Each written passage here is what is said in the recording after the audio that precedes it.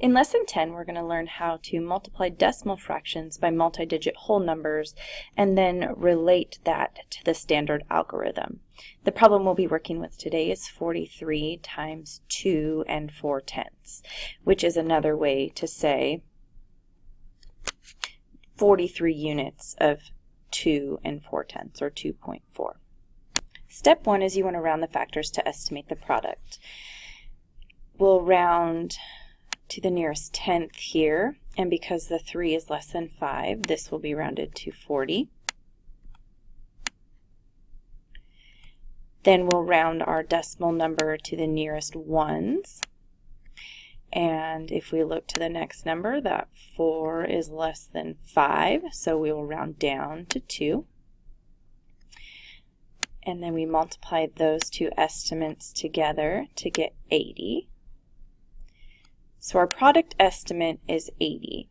Now we want to ask ourselves, will the actual product be greater or less than the estimate? And the way you figure that out is whether you rounded down or up when you were finding your estimates. And since we rounded down, our product will be greater than, because our actual factors are greater.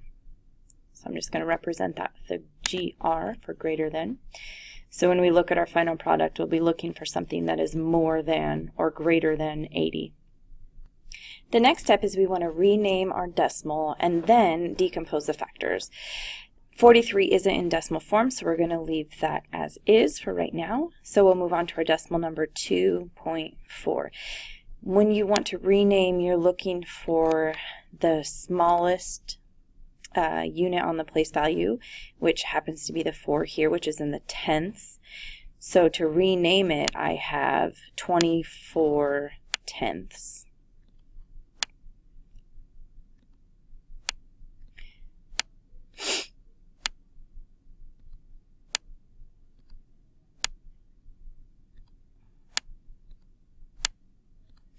After this, we want to decompose both factors in expanded form. So here our 43 would be decomposed into 40 plus 3. And then our 2.4, or 24 tenths, would be decomposed into 20 tenths plus 4 tenths. And you really want to make sure that you are aware that your decimal is in a different, or is a different unit, in this case tenths, which I'll represent with a T right here. Step 3 is you want to draw and label an area model. We're going to put the 24 tenths up top and the 43 on the bottom.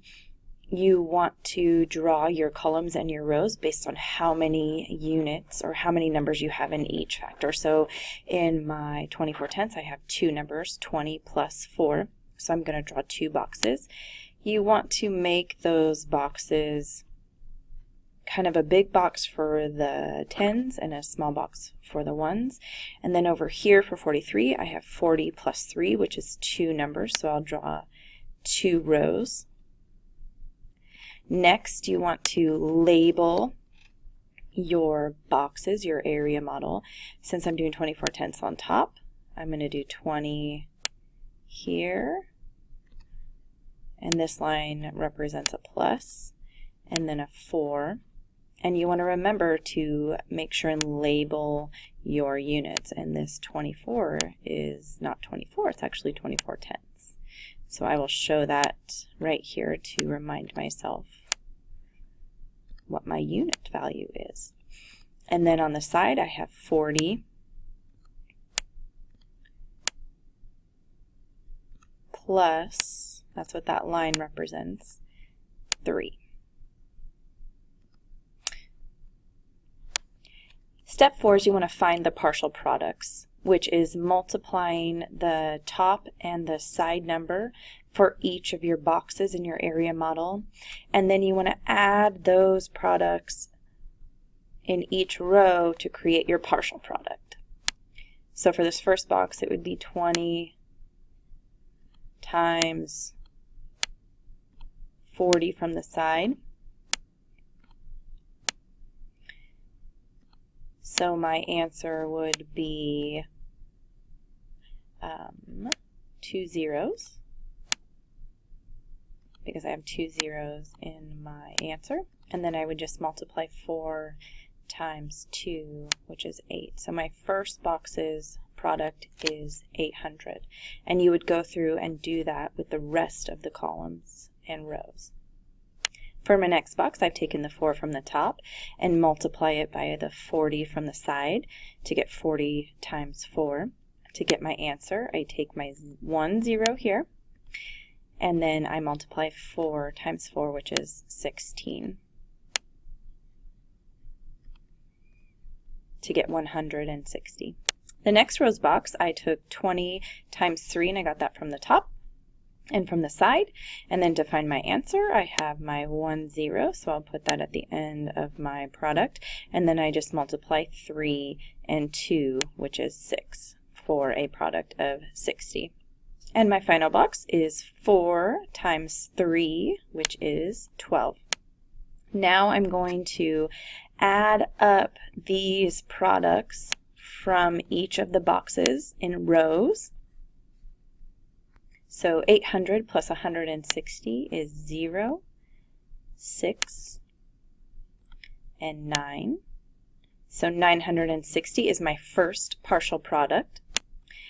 Then I took 60 plus 12 from this row to get my second partial product, which is 72. Now to find my final answer, I would add these two partial products, 960 and 72.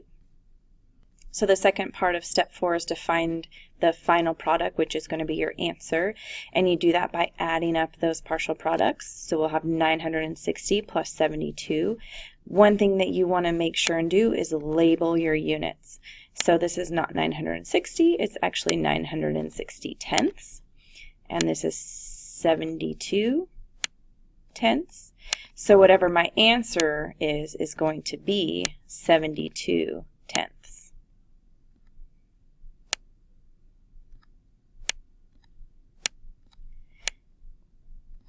So let's solve for our final product.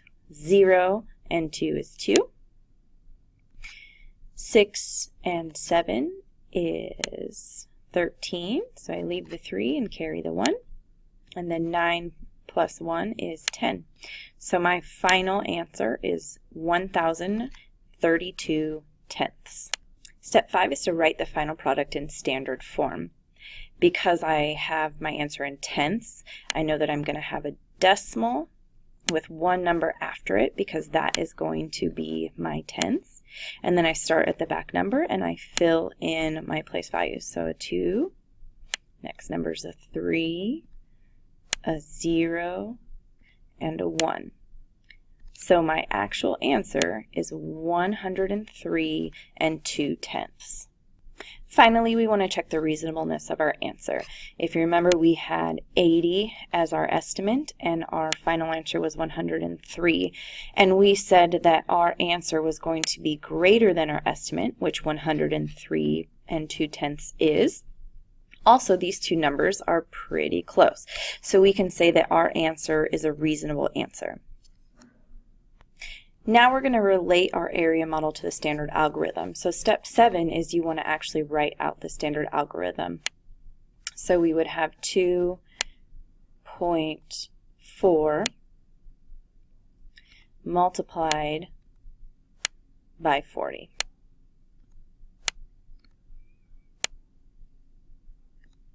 Oh wait, multiplied by 43.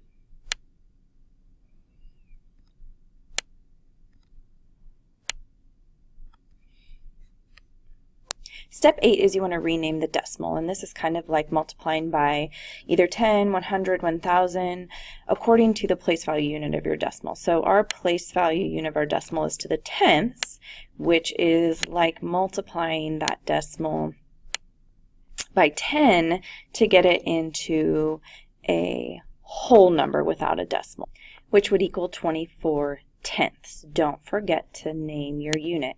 And then we'd multiply that similarly by 43.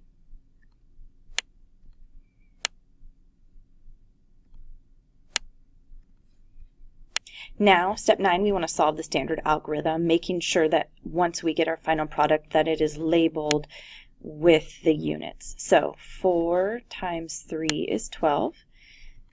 Leave the 2, carry the 1. 3 times 2 is 6, plus 1 is 7. Now I'm going to move on to multiplying by the 4. And remember, it is not 4, it is actually 40. And the way that we show that is by putting a 0 in the partial product. Then we continue multiplying. 4 times 4 is 16. Oh, oops, I forgot to take that. Carry the 1.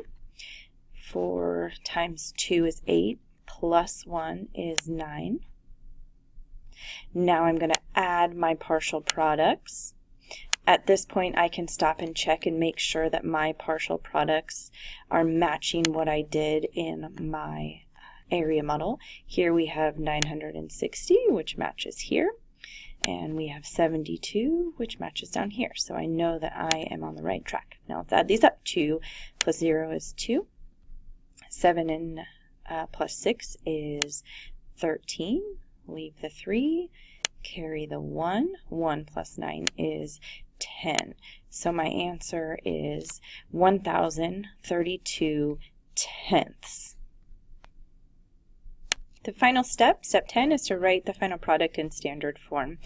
We're in tenths, so I know that that is one place value after my decimal, so I just draw the line to remind myself, and then I can fill in my numbers.